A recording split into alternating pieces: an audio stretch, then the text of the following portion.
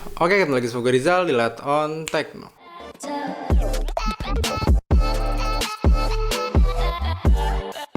Nah, kali ini gue akan nge-compare dua kamera yang harganya ini berbeda cukup jauh. Mungkin sekitar berbeda 40%, 30%-an lah ya. Jadi gue mau nge-compare antara Canon 250D sama Sony A6400. Nah, buat kalian yang di rumah yang protes, wah itu kan kameranya harganya beda jauh, terus juga keluarannya juga beda, ya terus juga beda brand dan lain-lain, segmentasinya beda. Buat kalian yang protes, jadi tunggu dulu sebelum kalian protes, gue mau jelasin dulu. Kalau gue ini nge-compare nggak akan head to head ya, sebenarnya gue bukan nge-compare sih. Tapi ya gue nggak tahu apa bilangnya ya, jadi gue bilangnya compare, jadi nggak akan head to head karena ya nggak apple to apple aja. Harga kamera ini udah hampir beda 40%-an ya. Si Canon 250D ini harganya sekitar mungkin 7-8 jutaan mungkin ya. Terus juga si Sony 6400 ini harganya kalau sama lensa ya, gue ngomonginnya kalau sama lensa mungkin sekitar 13, 14, 15-an lah. Gue juga nggak tahu, mungkin kalian bisa cek sendiri, tapi harganya intinya beda jauh. Nah, cuman di sini gue mau meng-highlight si 250D ini. Jadi buat kalian yang berpikir di rumah bahwa kamera dengan harga yang murah itu lebih jelek dibanding dengan kamera yang harganya mahal. Nah, jadi sebenarnya nggak juga gitu. Jadi kamera meskipun murah, ya karena dia brandnya inovatif, jadi dia bisa menghasilkan kamera-kamera yang lebih baik dibanding dengan brand yang mahal di beberapa sektor ya. Gue nggak bilang semua hal, tapi di beberapa sektornya itu ada yang lebih baik. Oke, mungkin gue akan langsung aja bahas ya, tanpa lama-lama lagi. Langsung aja buat kalian yang penasaran, apa aja sih kelebihan 250D ini dibanding 6400. Oke, mungkin gue akan langsung aja bahas kelebihan yang pertama. Oke, kelebihan yang pertama yang menurut gue sangat-sangat berpengaruh dan membantu gue dalam pekerjaan gue sehari-hari, atau mungkin sekedar iseng-iseng pakai dua kamera ini, itu dari segi baterainya. Jadi si Canon 250D ini baterainya itu lebih awet. Nah, bahkan jauh lebih awet lah. Gue bilang kemampuannya mungkin sekitar 2 kali lipat. Jadi baterai LPE17 dari Canon ini lebih awet dibanding NP-FW50. Ya sebenarnya kalau misalnya baterai Sony yang NP-FW50 itu emang boros banget ya, dari mulai kalau nggak salah 6, seri 6000 ya. Ya 6000, 6300, 6400, terus A7 Mark 1, A7 Mark 2, semuanya ini boros banget. Jadi dari segi baterai, gue bisa lebih tenang kalau misalnya kemana-mana bawa 250D tanpa perlu bawa baterai cadangan. Seharian full gue foto video masih oke dan masih bisa. Itu pertama dari segi baterai. Nah, yang kedua dari segi layar. Nah, jadi di layar ini dia punya dua kelebihan. Menurut gue pertama itu layarnya bisa di flip. Oke, bisa di flip. Layarnya nih bisa di flip 180 derajat kayak gini. Terus juga angle-nya ini dia nggak terbatas gitu ya, bisa enak lah. Pokoknya ini emang layar yang paling enak sih kalau buat gue. Jadi kalian bisa explore angle-angle yang susah, tapi tetap masih kalian bisa lihat layar gitu kan. Enak banget mau buat ngevlog, mau buat YouTube. Kalian bisa puter-puter lah pokoknya buat kebutuhan kalian. Layar dari si 250D ini jelas lebih baik dari segi user experience-nya ya. Terus juga yang ketiga itu masih di layar juga, tapi dia lebih ke fungsionalnya di layar sentuhnya. Jadi layar sentuh di 250D ini lebih interaktif ya. Apa gue nggak tahu istilahnya apa ya, lebih kita bisa ngapa-ngapain lah intinya. Bisa mau ngatur fokus, mau ngatur pengaturan, semuanya bisa kita atur di layar gitu ya, sama kayak HP. Tapi di Sony 6400 ini ya, di si kecil mahal ini kita cuman bisa ngatur fokus aja. Jadi ya dari segi layar menurut gue jauh menang 250D ya.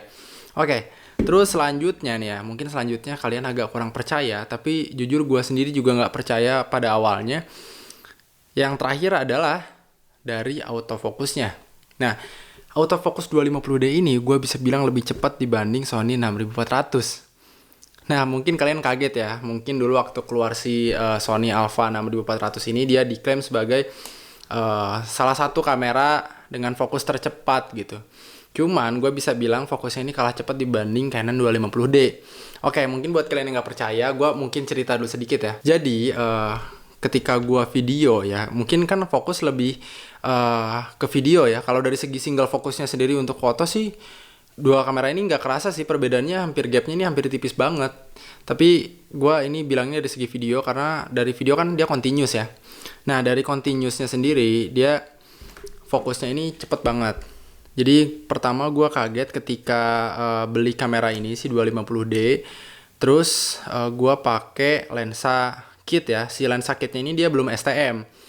Belum STM dan waktu itu gue pakai video fokusnya ini cepet banget ya. Gue nggak aneh sih karena lensa kit sendiri kan memang rata-rata fokusnya cepet ya. Nah terus juga gue waktu itu memutuskan untuk beli lensa fix. Lensa fixnya 50mm dulu waktu itu. Nah gue nggak berharap banyak sih dari lensa fix 50mm ini. Dan gue juga belinya brand Yongnuo gitu, jadi bukan brand Canon. Gue belinya third party yang harganya murah banget, mungkin sekitar 600-500an lah, gue lupa. Nah dan ketika gue pasang si Yongnuo 50mm ini ke Canon 250D, terus gue coba untuk foto dan video, hasilnya ini bener-bener mencengangkan banget. Ini adalah salah satu kamera Canon dengan fokus tercepat yang pernah gue punya ya. Jadi biasanya kan kalau misalnya kita pakai kamera Yongnuo itu untuk foto itu kan fokusnya dia suka nggak ngunci-ngunci gitu ya, suka nggak ngunci-ngunci, susah gitu untuk dapat fokus. Tapi kalau di si 250D ini benar-benar cepet banget. Nah mungkin kalian bisa lihat di video gua tentang si 250D ini dengan lensa Yongnuo 35mm.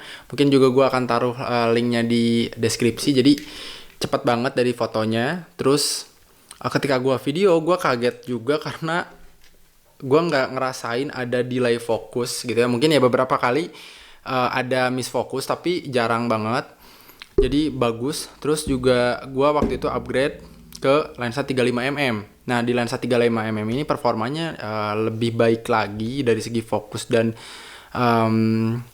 fotonya itu lebih bagus ya, jadi cepat gitu fokusnya. Bahkan ketika gua pakai untuk YouTube itu sama sekali nggak ada miss fokus atau kameranya ini hilang fokus gitu, jadi dia bener-bener bisa mengunci fokus dengan baik. Nah, kenapa gue bisa bilang si 250D ini lebih baik dibanding 6400? Karena ya memang fokusnya ini cepat, pertama itu. Kedua, ketika gue pakai lensa third party aja dari Yongnuo itu fokusnya bisa cepat. Nah, mungkin kalian bisa bayangin gimana kalau misalnya gue pakai lensa dari Canon ya, mungkin gak usah yang mahal-mahal lah, lensa STM fix yang harganya 1,5 jutaan, atau misalnya gue pakai lensa premium. Nah mungkin kalian bisa bayangin itu akan lebih cepat. Gue sendiri mungkin ya ngebayangin kalau si 250D ini akan bisa lebih cepat dibanding 6400 gitu.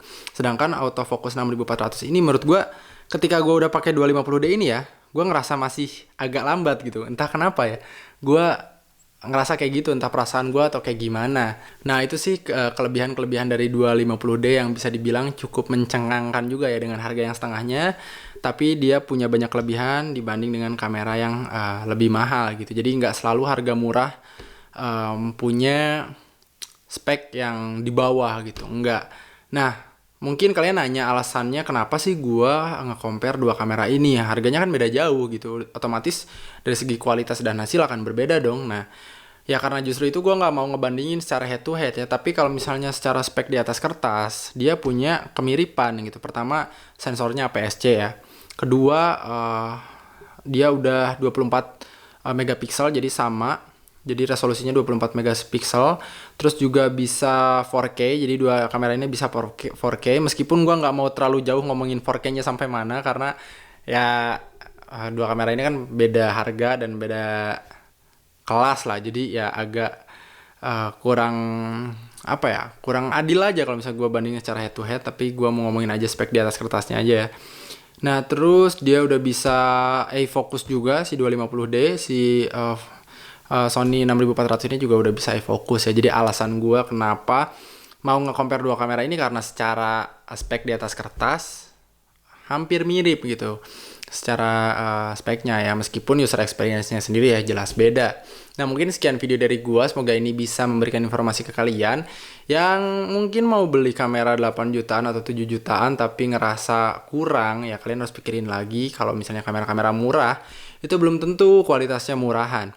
Nah, kalau kalian mau request konten apa lagi yang harus gue bikin, kalian bisa tulis di kolom komentar. Dan kalau misalnya kalian suka dengan video ini, kalian bisa like, comment, dan subscribe.